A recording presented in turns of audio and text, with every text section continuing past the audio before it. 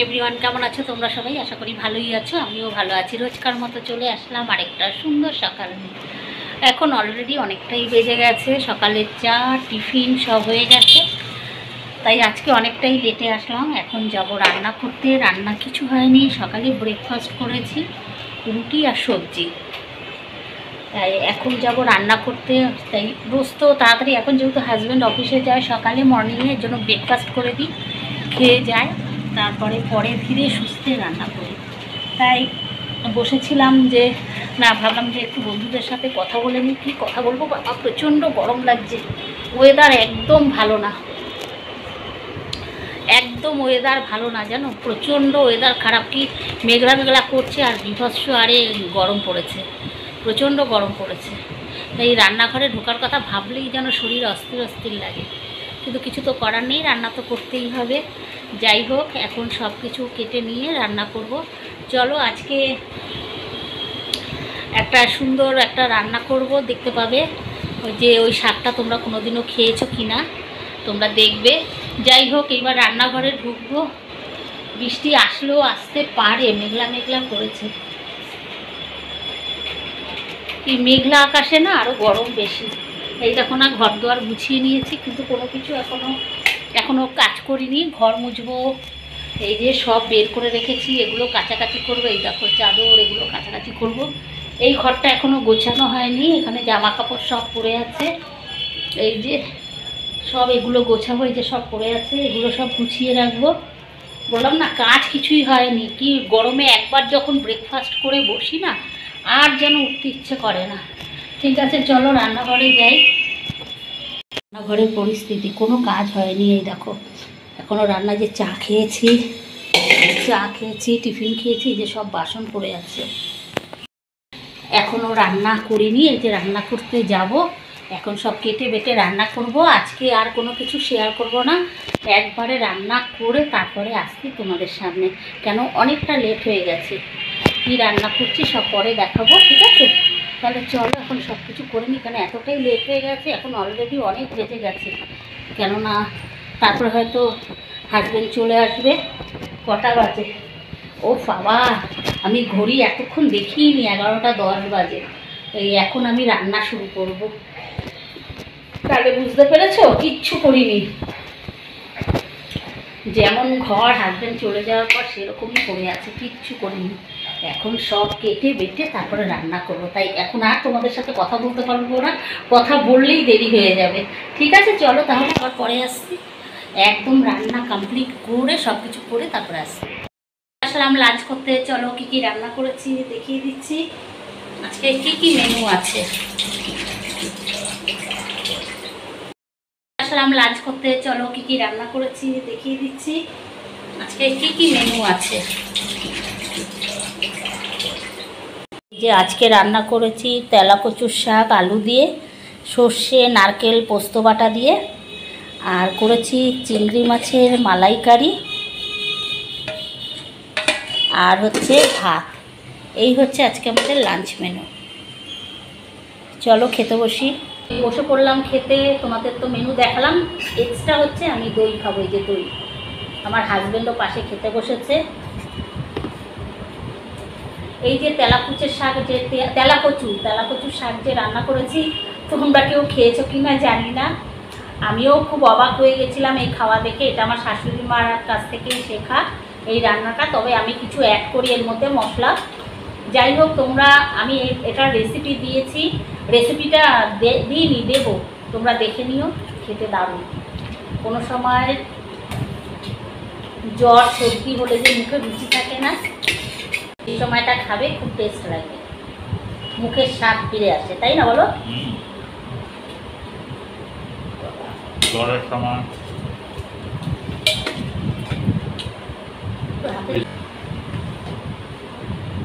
ঠিক দেখা যাচ্ছে না, ঠিক আছে।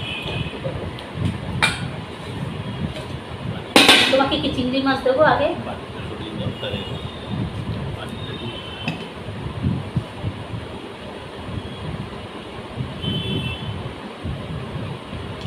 অনেকে বলে এই সরু সরু ডাটা, এটার ভেতর কি আছে, কিন্তু ওটা চেবাতেই ব্যাস দারুণ লাগে।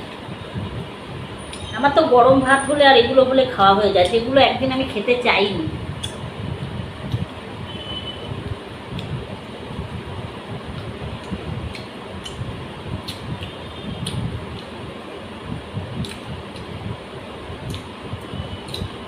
যে কোনো জিনিসই টেস্টি টেস্টি খাবার বানালে সব কিছুই খাওয়া যায়। টুকবাও খাওয়া যায়। হ্যাঁ, বাংলার মানুষদের বলতো যে যে ঘাসও খায়, তো সেরকমই অবস্থা।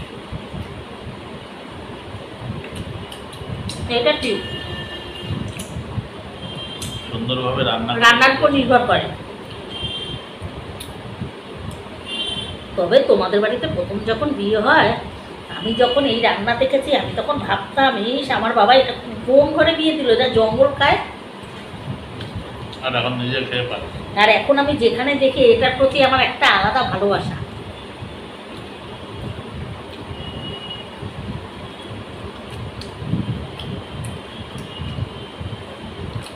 টিঙ্কুদেরও একদিন এরকম করে খাইয়ে দেবে। না, টিঙ্কু বলেছে রেসিপিটা দিবি, দেখে করবো। আমার মাসির ছেলে, ওদের বাড়ি থেকেই আনা। ওদের বাড়িতে হয়েছে, ওরা কোনোদিন খায়নি, তাই তো? হ্যাঁ,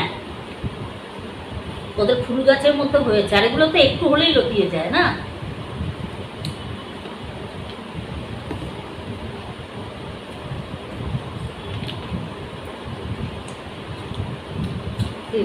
তবে হয়েছে তো, একটু মোটা মোটা হবে কদিন, আরো কিছুদিন থাকলে ডাটাটা।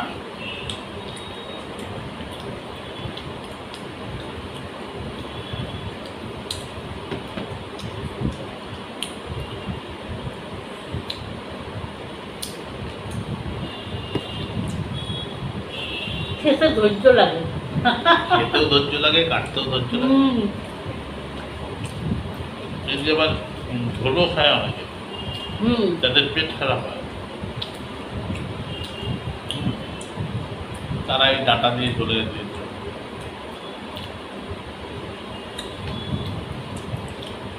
বড়া খায়, পাতার বড়া খাওয়া যায়।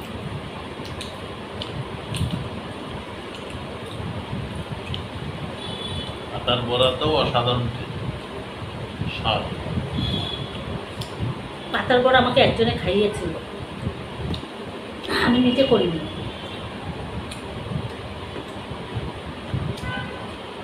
আসলে এত সরু সরু তো, খেতে দাঁতের গোড়ায় ধৈর্য লাগে। বেছে বেছে খাওয়া, নাহলে ভাতের সঙ্গে এবার চাবিয়ে খেলে হ্যাঁ ফাইবারের কাজ হবে। আমরা তো ভাতের সাথেই চাবি খাই না, আমি আবার কে অত ধৈর্য নিয়ে খায়।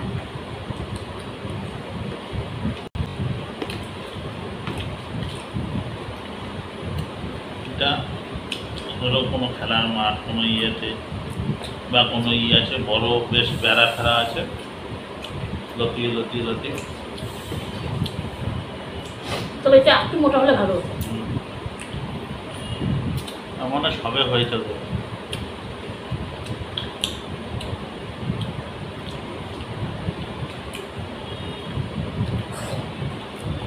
টেস্ট হয়েছে।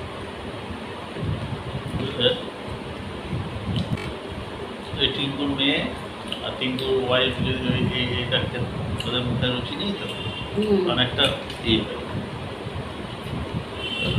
ওদের প্রায় 7-8 দিনের জ্বর। এত টেস্ট হয়েছে, মানে এটা দিয়ে খাওয়া যায়। ওদের বলো যে আমরা জঙ্গল মহল খাই, তোমরা দেখে নি।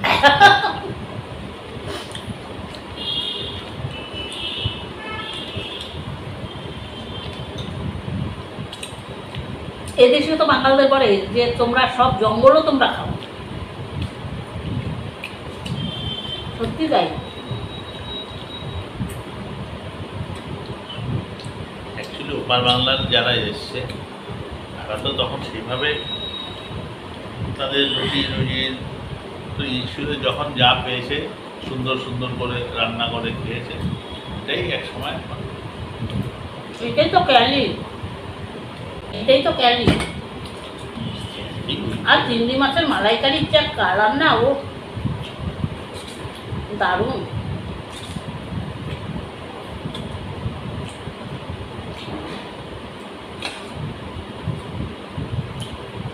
লঙ্কাটা করলে তো তুমি খাবে না।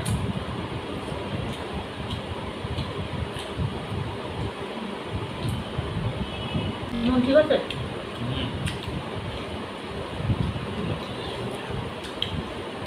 আমি তো আবার পরে দেখে দিলাম লঙ্কা শুক্তো খাচ্ছি এর জন্য ঝাল।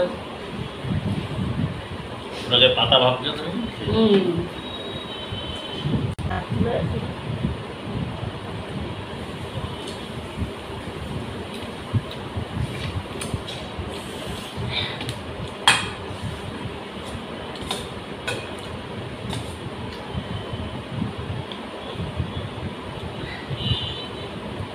ঝাল হয়েছে? লঙ্কা নেবো?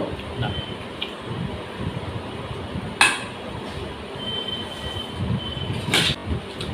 চিংড়ি মাছটা কেমন? আমার ছেলে খায় না। হ্যাঁ এটা করলে ভালো। হ্যাঁ এরকম করলে হয়। না না খায় না, খুব কম। হুম। হ্যাঁ ওই সর্ষে দিয়ে করলে খায়। আর গলদা চিংড়ি তো খাবেই না।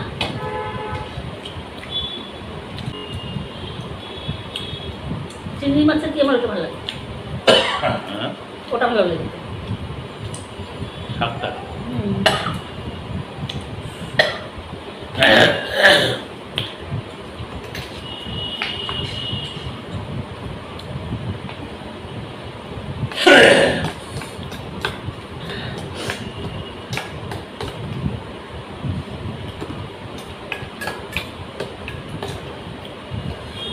দইটা খেলে না তৃপ্তি হয়।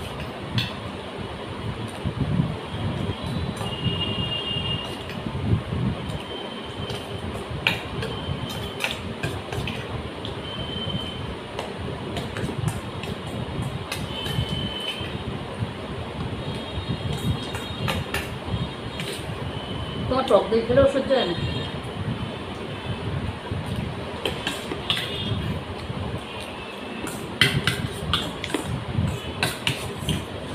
চলো বন্ধুরা, আমাদের খাওয়া খতম। টাটা।